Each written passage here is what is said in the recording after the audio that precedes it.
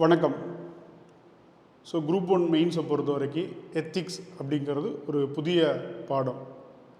நிறைய பேருக்கு what to study, how to study, இந்த மாதிரி எக்கச்சக்கமான குழப்பங்கள் இருக்குது. இது எல்லாத்தையும் அட்ரஸ் பண்ணுற அளவுக்கு இந்த மோடல் அப்படிங்கிறது இருக்கும். அது மட்டும் இல்லாமல் ஆக்சுவல் ஒரிஜினல் மெயின்ஸ்லேயே 6 கேள்வியில் கண்டிப்பாக நீங்கள் 4 கேள்வி ஷுவராக அட்டன் பண்ணுற மாதிரி இந்த மோடல் அப்படிங்கிறது டிசைன் பண்ணப்பட்டிருக்கு. சரிங்களா? ஸோ அதுக்காக நாம் இந்த எத்திக்ஸ் கிளாஸ் அப்படிங்கிறது மோடல் அப்படிங்கிறத ஸ்டார்ட் பண்ணுறோம் ஃபார் எத்திக்ஸ் ஒன்லி. இதில் உங்களுக்கு எதெல்லாம் கிடைக்கும் அப்படின்னு பார்த்தீங்கன்னா, ஃபஸ்ட்டு சிலபஸ் வைஸ் நம்ம கவர் பண்ணிடுவோம். அதே நேரத்தில் 8 கிளாஸ் அப்படிங்கிறது உங்களுக்கு ப்ரீ ரெக்கார்டடாக என்ன ஒவ்வொரு செஷனும் இருக்கும். அதை நீங்கள் பார்த்துக்கணும். மெட்டீரியல்ஸ் பிரிண்டடாக end of the course will be sent. Before that no PDF or anything will be shared. You have to watch the classes. அப்போ தான் சில விஷயங்கள் புரியும். உதாரணத்துக்கு நீங்கள் ஆல்ரெடி எத்திக்ஸ் ரீட் பண்ணியிருப்பீங்க. முதல் முறை ரீட் பண்ணும்போது புரிகிற மாதிரி இருந்திருக்கும். அப்புறம் கொஞ்ச நாள் கழித்து பார்த்த உடனே சில விஷயங்கள் உங்களுக்கு புரியாத மாதிரி ரொம்ப வளவள கொலன்னு இருக்கும்.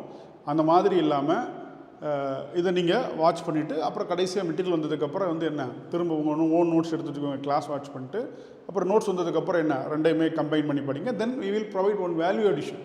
ஸோ இந்த வேல்யூ அடிஷன் அப்படிங்கிறது ஒவ்வொரு கேள்விக்கும் நம்ம எப்படி விடை எழுதணும், இதில் எங்கே மேற்கோள் பயன்படுத்தலாம், எங்கே டெஃபினிஷன் பேஸ்டு பயன்படுத்தலாம், எங்கே தியரி பேஸ்டு இன்ட்ரொடக்ஷன் கொடுக்கலாம், எங்கே ஃபேக்டை அப்ளை பண்ணலாம் அப்படி இருக்கும். அப்புறம் எக்ஸாம்பிள்ஸை எங்கே அப்ளை பண்ணலாம் அப்படிங்கிற மாதிரி இருக்கும். இப்போ இதுக்குள்ளே போகிறதுக்கு முன்னாடி முதல்ல இந்த எத்திக்ஸ் சப்ஜெக்ட் அப்படிங்கிறது ஏன் அறிமுகப்படுத்தப்பட்டது அப்படிங்கக்கூடிய விஷயத்தை நீங்கள் புரிஞ்சுக்கணும். சரியா? ஸோ பொதுவாக பார்த்தீங்கன்னா இட்ஸ் ரேம்பண்ட் கரப்ஷன். நீங்கள் எங்கே பார்த்தாலும் சரி கரப்ஷன் அப்படிங்கக்கூடிய விஷயங்கள்லாம் டெய்லி பேப்பரில் கேள்விப்படுறீங்க. அவர் அவ்வளோ ரூபா சொத்து சேர்த்தார், இவ்வளோ ரூபா சொத்து. அது மட்டும் கரப்ஷன் கிடையாது.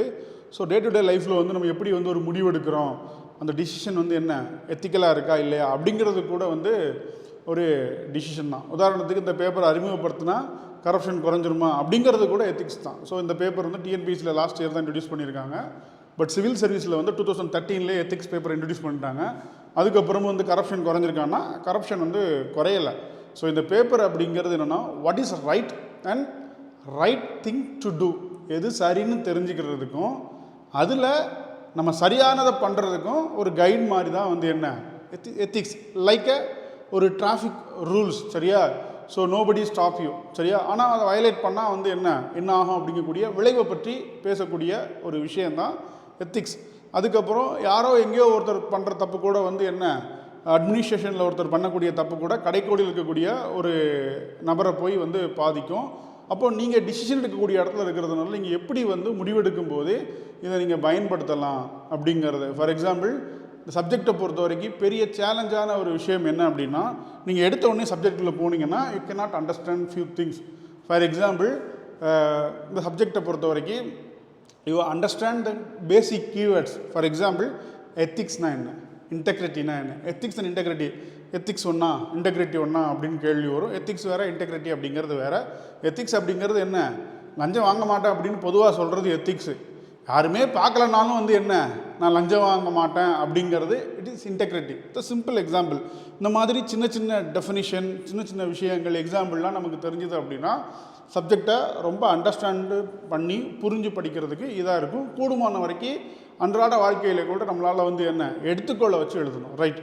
அப்புறம் இந்த பேப்பரை பொறுத்த வரைக்கும் எப்படி எழுதணும். சரியா? அது ஜென்ரல் ஸ்டடீஸ் பேப்பரில் இருக்கிறதுனால நம்ம என்ன ஜென்ரலாக எழுதணுமா, இல்லை ரொம்ப டெக்னிக்கலாக எழுதணுமா, இல்லை என்ன தியரி பேஸ்டு எழுதணுமா, இல்லை ஃபுல்லாக எக்ஸாம்பிளை பேஸாக வச்சு எழுதணுமா அப்படிங்கக்கூடிய ஒரு கேள்வி அப்படிங்கிறது வரணும். But my opinion you have to integrate all things. சரியா? அப்போ தான் உங்களால் எக்ஸாக்டாக என்ன சொல்ல வர்றீங்க அப்படிங்கிறது புரிய வரும். டென்டாலஜினா என்ன, யூட்டிலிட்டேரியன்னா என்ன, ஸோ பயன்பாட்டுவாத கோட்பாடுனா வாட் இஸ் த அவுட்கம். சரியா?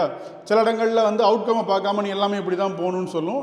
யூட்டிலிட்டேரியன் தேரியை பொறுத்த வரைக்கும் என்னென்னா, நீங்கள் முடிவெடுக்கிறதுல யாருக்கு அதிகமான பப்ளிக் பெனிஃபிட் இருக்குது அந்த இடத்துல இருந்து நீங்கள் பார்க்கணும். ஃபார் எக்ஸாம்பிள் 2 விதமான சூழல்கள் இருக்கும். சரியா? ரொம்ப சுருக்கமாக சொல்ல போனால் நீங்கள் ஒரு ஆஃபீஸர், உங்கள் கீழே 2 பேர் சொல்கிறாங்க.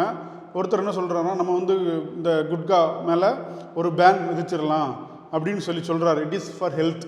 இன்னொருத்தர் என்ன சொல்கிறார் அப்படின்னா, இல்லை சார் நம்ம குட்கா மேலே பேன் பண்ணோம், அப்படி குட்காவை நம்ம பேன் பண்ணிட்டோம் அப்படின்னா எக்ஸ்செக்யூர் கவர்மெண்ட்டுக்கு என்ன 500 கோடி இழப்பு ஏற்படும். இது மட்டும் இல்லாமல் ஒரு 1000-2000 பேருக்கு வந்து வேலைவாய்ப்பு வந்து பறிபோகும் அப்படின்னு சொல்கிறாங்க. அப்போ இந்த மாதிரியான ஒரு சூழலில் நம்ம என்ன முடிவெடுக்கிறோம் அப்படிங்கிறது ரொம்ப முக்கியம். இன்னும் பொருத்தமாக அவங்களுக்கு சொல்லணும் அப்படின்னா the way we have used example அப்படிங்கிறது ரொம்ப முக்கியம். இப்போ நீங்கள் பார்த்தீங்கன்னா ஆப்ரேஷன் சிந்தூரை கேள்விப்பட்டிருப்பீங்க, சரியா? ஆப்ரேஷன் சிந்தூர் அப்படிங்கிறது against Pakistan, there is no doubt, based on Pahalgam attack. இப்போ பாகல்காம் அட்டாக் நடந்த உடனே நம்ம எல்லாம் நினச்சோம் அப்படின்னா இந்தியா வந்து என்ன பாகிஸ்தானை அட்டாக் பண்ண நினச்சோம். இட் இஸ் ரைட், சரியா? But what is right thing to do அப்படின்னா பாகிஸ்தான் அரசாங்கம் பாகிஸ்தானில் இருக்கக்கூடியவங்க இந்தியன் சிவிலியன்ஸ் அட்டாக் பண்ணாங்க. பட் நம்ம என்ன பண்ணோம், பாகிஸ்தான் சிவிலியன்ஸ் அட்டாக் பண்ணலை, பாகிஸ்தானில் இருக்கக்கூடிய மிலிட்ரி கேம்ப்ஸ் அட்டாக் பண்ணோம். That is right thing to do. அப்போது ஒரு சிக்கலான சூழல்களில் இந்த மாதிரி விஷயங்களை நீங்கள் எப்படி முடிவெடுக்கிறீங்க அப்படிங்கிறத புரியக்கூடிய அளவுக்கு இந்த சிலபஸ் அப்படிங்கிறது வந்து இருக்கும். இதில் நம்ம எந்த மாதிரியான எடுத்துக்காட்டுகளை பயன்படுத்தி நம்ம உள்ளே கொண்டு வர்றோம் எழுதுகிறோம் அப்படிங்கிறது ரொம்ப முக்கியம், சரிங்களா? அதே மாதிரி வேல்யூ அடிஷன் அப்படிங்கிறத வந்து நம்ம ப்ரொவைட் பண்ணுவோம். வேல்யூ அடிஷன் அப்படிங்கிறது வேறு ஒன்றும் கிடையாது, ஒரே டாப்பிக்கு நம்ம எப்படி டெஃபினேஷன் பேஸ்டு வந்து ஒரு இன்ட்ரோடக்ஷன் எழுதலாம், குவாய்ட் பேஸ்டாக எப்படி ஒரு இன்ட்ரோடக்ஷன் எழுதலாம், இல்லைனா வேறு கரண்ட் அஃபேர்ஸ் கண்டெக்ஸ்ட்லேருந்து எப்படி இன்ட்ரோடக்ஷன் எழுதலாம், எங்கெல்லாம் வந்து நம்ம எக்ஸாம்பிள்ஸை இது பண்ணலாம், எங்கெல்லாம் குறிப்பிட்ட தியரியை வந்து நம்ம இன்க்ளூட் பண்ணலாம், அப்படிங்கிற மாதிரிய விஷயத்தை வச்சு உங்களுக்கு ஒரு வேல்யூ அடிஷன் ஒவ்வொரு டாப்பிக்கும் வந்து ப்ரொவைட் பண்ணுவோம். அது போக ஒரு 5 டெஸ்ட்டு, அதுக்காக ஒரு டீட்டெயில்டு எவாலுவேஷனும் உங்களுக்கு கொடுப்போம், சரியா? ஸோ இதெல்லாமே சேர்த்து வந்து 1800, right? I will allow the limited enrollment, சரியா? சப்ஜெக்டில் போகிறதுக்கு முன்னாடி சார் நம்ம முதல்லேருந்து தியரியாக போவோம்னா கிடையாது. முதல்ல சப்ஜெக்டில் போகிறதுக்கு சில ப்ரீ ரெக்யூஸ்ட் அப்படிங்கிறது இருக்குது. இந்த ப்ரீ ரெக்யூஸ்டி அப்படிங்கிறது என்னென்னா, first you have to understand the basic keywords, சரியா? அதுதான் நம்ம முதல்ல ஆரம்பிப்போம். ஸோ பார்த்தீங்கன்னா பேசிக்காக உள்ள கீவேர்ட்ஸ், எத்திக்ஸ்னா என்ன, சரியா? இன்டெகிரிட்டினா என்ன, மொராலிட்டினா என்ன, அப்புறம் ஆப்டிடியூட்னா என்ன, ஆப்டிடியூட்னா இந்த மாதிரி வந்து பேசிக் தமிழ் அண்ட் இங்கிலீஷ் ரெண்டுலேயுமே இருக்குது, சரியா? ஸோ பேசிக்காக இருக்கக்கூடிய எல்லா விஷயத்தையும் நம்ம வந்து என்ன இதில் பார்த்துட்டு அதுக்கப்புறம் தான் we will go into what is ethics and integrity.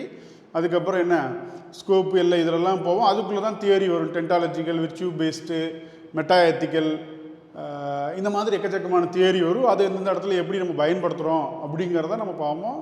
இந்த கிளாஸ் வந்து ரொம்ப சிம்பிளாக இருக்கும், டீட்டெயில்டாக இருக்கும். அதே நேரத்தில் கூடுமான வரைக்கும் எடுத்துக்காட்டுகளை வச்சே இந்த இது வந்து போகும். ஃபார் எக்ஸாம்பிள் டென்டாலஜினா இந்த மாதிரியான எடுத்துக்காட்டு இருக்கும், இதில் இந்த மாதிரியான நபர்களுடைய செயல்களை வந்து என்ன நாம் எடுத்துக்காட்டலாம். இந்த பெர்ஸ்பெக்டிவில் தான் இந்த எத்திக்ஸ் கிளாஸஸ் அப்படிங்கிறது மோடல் அப்படிங்கிறது டிசைன் பண்ணப்பட்டிருக்கு. So interested can enrol English and Tamil ரெண்டுலேயுமே இருக்குது, சரிங்களா? ஸோ இதுக்கு கீழே அந்த பிடிஎஃப் அப்லோட் பண்ணுறேன், நீங்கள் செக் பண்ணிக்கலாம். ஜாயின் பண்ணுறவங்க காலோ இல்லை டெலகிராமில் வாட்ஸ்அப் மெசேஜ் பண்ணி நீங்கள் வந்து என்ன you can enrol it. Okay, thank you.